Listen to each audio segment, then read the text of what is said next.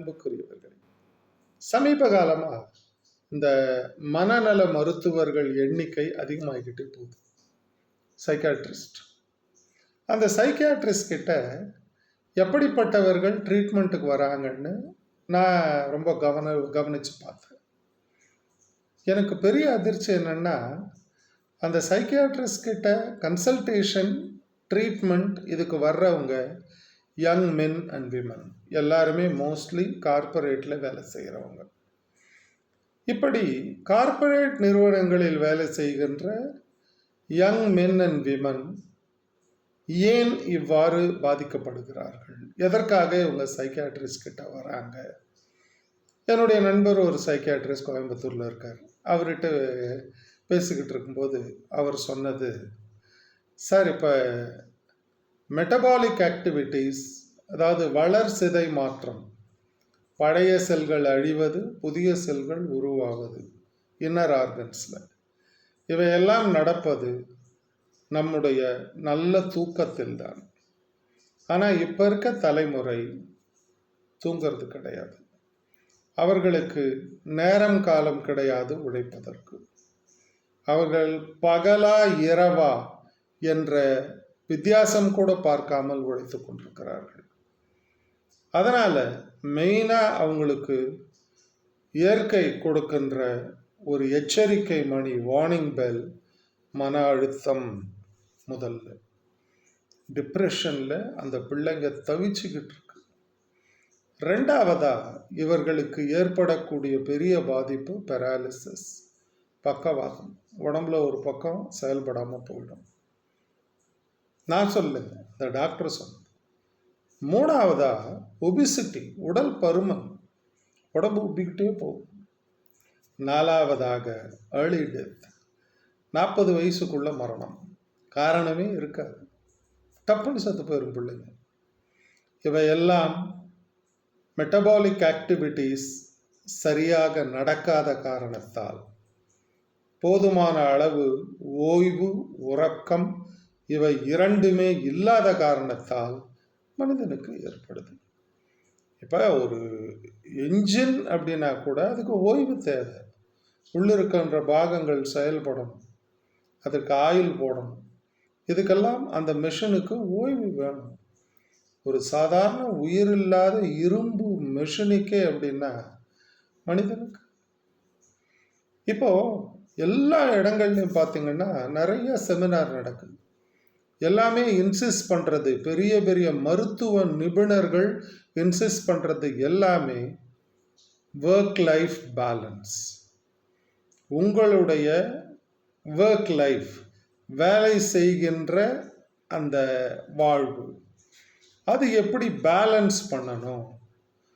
இப்போ நான் ஏற்கனவே சொன்ன மாதிரி நேரங்காலம் தெரியாமல், இரவு பகல் வித்தியாசம் இல்லாமல் இந்த இளைய தலைமுறை உழைத்து கொண்டிருக்கிறது, தன்னை தொலைத்து கொண்டிருக்கிறது. இப்படி எல்லா இடத்துலையும் வரும் தலைமுறைக்கு ஓய்வு, ஒர்க் லைஃப் பேலன்ஸ், இதெல்லாம் பற்றி நாம் டிஸ்கஸ் பண்ணிக்கிட்டு இருக்கும்போது கார்ப்பரேட் முதலாளிகள் சில பேர் இதுக்கு நேர்மாறாக கருத்து தெரிவிக்கிறாங்க. இப்போ பார்த்தீங்கன்னா ரீசண்டாக ஒரு முதலாளி, அவர் யாருங்க அது, எல்என்டி நிறுவனத்தினுடைய சீஃப் சுப்பிரமணியம்னு பேருங்க. அவர் என்ன சொல்கிறாருங்க, நாம் எல்லாமே குளோபல் காம்படிஷனில் இருக்கோம். குளோபல் காம்படிஷன், உலகத்தோடு நாம் போட்டி போடணும்னா நாம் உழைக்கிறது பத்தாது. அவர் எல்என்டி ஒர்க்கர்ஸ்கிட்ட பேசுகிறாருங்க, நீங்கள் எல்லாமே உழைக்கிறீங்க, ஆனால் உழைக்கிறது பத்தாது. நான் வாரத்தில் 7 நாளும் உழைக்கிறேன். நீங்கள் எல்லாரும் வாரத்துக்கு 90 மணி நேரமாவது வேலை செய்யணும். இருக்கிறது மொத்தம் எவ்வளோங்க ஒரு வாரத்தில்? 168 மணி நேரம். 7 நாள், 7 × 24 பெருக்கிங்க, 168 மணி நேரம் தான் இருக்குது. இதில் 90 மணி நேரம் இவர் கூட இருக்கணுமா? மீதி இருக்கிற இந்த 78 மணி நேரம் தான் பிள்ளைகளோட செலவு பண்ணணும், மனைவியோடு இருக்கணும், ஓய்வு எடுக்கணும், தூங்கணும். இவ்வளவும் இந்த 78 மணி நேரத்தில் செய்ய சொல்லி இந்த புண்ணியவன் சுப்பிரமணியன் திருவாய் மலர்ந்து அவங்க ஒர்க்கர்ஸ்கிட்ட சொல்லியிருக்காருங்க. இது எப்படிப்பட்ட ஒரு செயல்! ஆக இவர்கள் உயிரோடு இருக்க வேண்டும். இந்த பண முதலைகள் உயிரோடு இருக்க வேண்டும். கோடிக்கணக்கில் நூற்றுக்கணக்கான கோடிகளை இவர்கள் ஒவ்வொரு ஆண்டும் லாபமாக சம்பாதிக்க வேண்டும் என்பதற்காக யாரையா பலி கொடுக்குறீங்க? உங்களை நம்பி வந்த தொழிலாளர்கள். இதே மாதிரி ஒரு கருத்தை தான் போன வருஷம் ஒரு புண்ணியவான் சொன்னாருங்க. யாருங்க அவர்? இந்த இன்ஃபோசிஸ் சேர்மன் நாராயணமூர்த்தியா? அவர் 70 மணி நேரம் வேலை செய்யுங்கன்னு சொல்லி வாங்கி கட்டிக்கிட்டாருங்க.